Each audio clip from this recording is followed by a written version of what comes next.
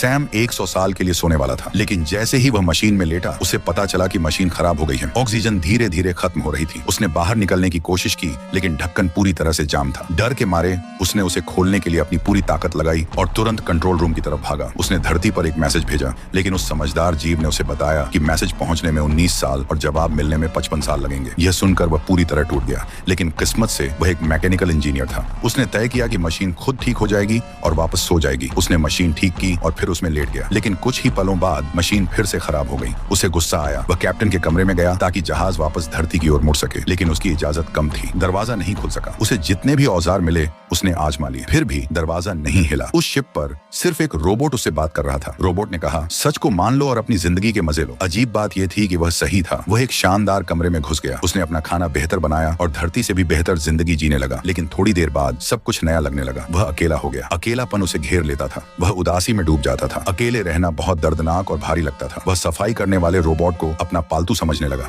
जब उसे कुछ करने को नहीं मिला तो उसने स्पेस सूट पहना और स्पेस में अकेले तैरने लगा। उसने अपनी जिंदगी में इतना खूबसूरत नजारा कभी नहीं देखा था, लेकिन वह जितना आगे बढ़ता गया उतना ही अकेला होता गया। जब वह शिप पर वापस आया तो गुस्सा करने के लिए सड़कों पर दौड़ने लगा, लेकिन अचानक उसका पैर शराब की बोतल पर पड़ गया और वह जोर से गिर पड़ा। वह वहीं पड़ा रहा। धीरे धीरे उसका मन शांत होने लगा और फिर जब उसने ऊपर देखा तो उसे एक बहुत ही खूबसूरत औरत दिखाई दी। वह पूरी तरह से चौंक गया। उस पल उसके मन में एक हिम्मत वाला ख्याल आया।